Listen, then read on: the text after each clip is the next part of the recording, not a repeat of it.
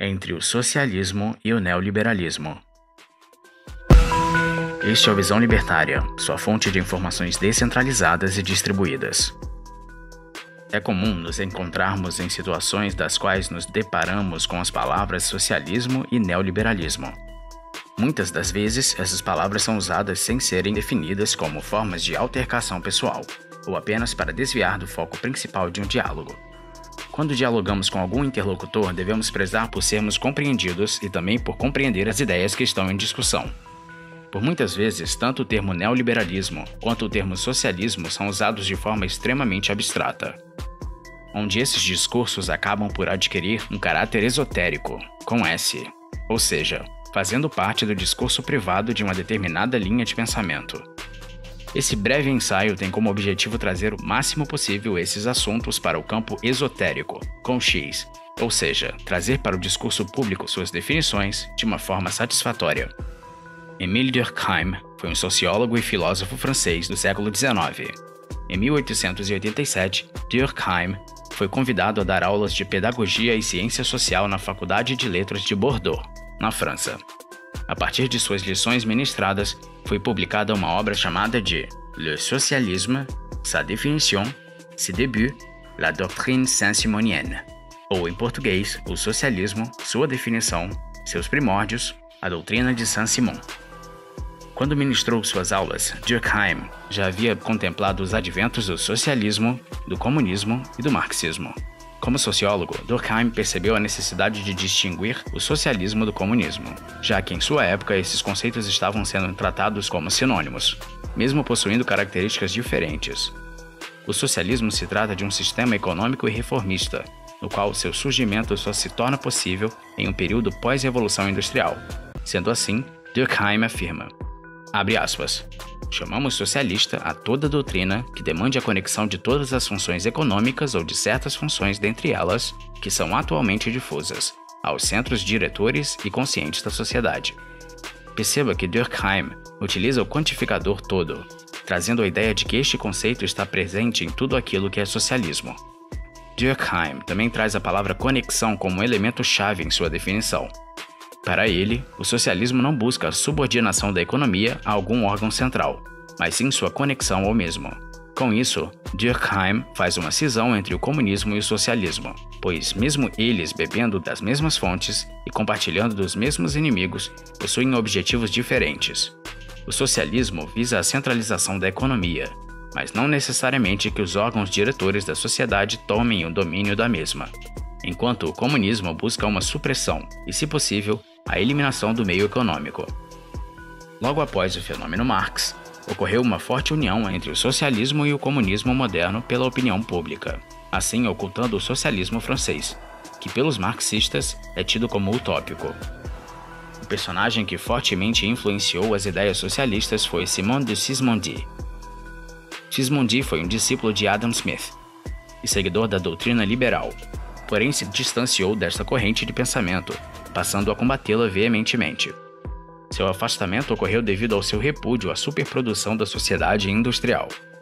Em sua cosmovisão, Sismondi percebeu que o aumento no consumo das pessoas era diretamente proporcional ao aumento da produção das mesmas, fazendo com que elas passassem a trabalhar para consumir mais. Para ele, isso não era felicidade, pois as pessoas produziam mais do que precisavam. Visando resolver esse problema, Sismondi teorizou que era necessário que um órgão regulador impusesse freios ao mercado. Seu divórcio com o liberalismo foi bem caótico, fazendo-o proclamar que o liberalismo promovia a miséria dos trabalhadores. Partindo para o famigerado neoliberalismo, é necessário compreender o papel de Milton Friedman, para, assim, entender a origem de toda essa confusão. Friedman foi um economista norte-americano do século XX. Sua carreira foi marcada pelo forte envolvimento com a Escola de Chicago, chegando a ser laureado com o Prêmio Nobel de Economia. Nesse breve ensaio, sua participação se dá por ventura de seu artigo Neoliberalism and its Prospects. Em seu artigo, Friedman se demonstra preocupado com as tendências legislativas que são dominadas pela opinião subjacente, das quais são defasadas pelo tempo. Essa defasagem acabou levando a opinião pública a uma guinada ao coletivismo. Buscando analisar os aspectos que levaram a opinião pública ao coletivismo, Friedman chega à conclusão que esse é um erro da filosofia individualista do século XIX. Um erro que seria proveniente do individualismo não atribuir quase nenhum papel ao Estado, além da manutenção da ordem e garantia de contratos. Como solução, é proposta uma nova doutrina, da qual busca dar alta importância em limitar severamente o poder do Estado de interferir nas atividades detalhadas dos indivíduos, mas, ao mesmo tempo, reconhecendo explicitamente que há funções importantes e positivas que devem ficar na mão do Estado. O nome dessa doutrina é neoliberalismo. O neoliberalismo diz aceitar a importância fundamental do indivíduo, mas abandona o laissez-faire, a fim de aumentar a aceitação da opinião pública. Dentro do neoliberalismo, o Estado tem a forte importância de policiar o sistema econômico em todas as suas facetas, buscando garantir que ocorram a competição entre produtores para proteger consumidores da exploração, a competição entre empregadores para proteger trabalhadores e donos de propriedade, e a competição entre consumidores para proteger empresas.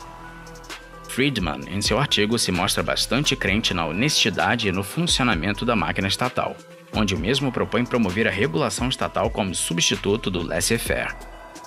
Entretanto, em sua perspectiva, existem coisas que o Estado não deveria regular, das quais seriam o ingresso de novas empresas no mercado, o estabelecimento de regras para a operação de empresas de negócios e a proibição de combinações de empresas ou ações de empresas com restrição ao comércio.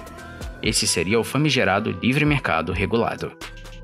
Sobre questões monetárias, o neoliberalismo propõe um modelo fiduciário, ou seja, as moedas de curso forçado. Em seu prospecto, para que haja uma estabilidade monetária, seria necessário promover uma reforma do sistema monetário, buscando eliminar a criação privada de dinheiro e sujeitar mudanças na quantidade do mesmo. Pelo que podemos perceber, o neoliberalismo em Friedman pode muito bem ser encaixado na definição de socialismo que nos é dada por Durkheim. O economista brasileiro José Munir Nasser, ao comentar sobre neoliberalismo, nos explica que esse termo não passa de marketing, um espetáculo, um disfarce do socialismo moderno para fazer aparentar que o socialismo não existe mais. Para Nasser, o liberalismo é o fruto do estado humano de carência e dificuldade, sendo algo que só pode ser superado através da ação humana. Dentro do pensamento liberal, não há como imaginar o governo resolvendo os problemas, pois isso só cabe aos indivíduos. Se as pessoas fossem deixadas em paz e pudessem assumir as próprias responsabilidades sobre seu sustento, se houvesse um clima de liberdade para a ação humana, a economia teria resultados espetaculares. Além disso, o laissez-faire é de vital importância para o seu funcionamento, não admitindo sequer a mínima possibilidade do controle estatal.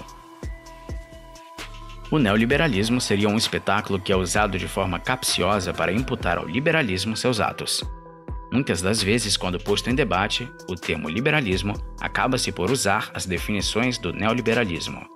O liberalismo, por muitas vezes, se torna injustiçado, pois ao ser colocado em debate, é discutido o parecer ser ao invés do ser, discutido a imagem ao invés da essência. Dessa forma, o discurso público acaba ignorando a possibilidade da existência de homônimos, tendo suas definições enviesadas por puro preconceito. Para terminar, gostaria de citar uma frase do escritor francês Guy Debord, que se encaixa bem no contexto do neoliberalismo. Abre aspas. O primeiro mérito de uma teoria crítica exata é fazer parecerem ridículas, de imediato, todas as demais. Além disso, uma teoria concebida com a finalidade de se tornar geral deve evitar aparecer como visivelmente falsa. Não se deve expor ao risco de ser desmentida pela sequência dos fatos. Mas também é preciso que seja uma teoria perfeitamente inadmissível. Que ela possa declarar mal diante da estupefação indignada de todos que o acham bom, o próprio âmago do mundo existente, do qual descobriu a natureza exata. A teoria do espetáculo satisfaz a essas exigências. Fecha aspas. Obrigado por sua audiência. Esse artigo foi sugerido e escrito por Moonlight, revisado por Paulo Almeida, narrado e produzido por J. Fernandes. Se você gostou deste vídeo, clique no ícone de curtir abaixo e compartilhe o vídeo em sua rede social. Se você deseja ser notificado de outros vídeos, clique em se inscrever e depois no ícone de campainha. Apoie iniciativas libertárias. Veja mais no nosso site. Até a próxima!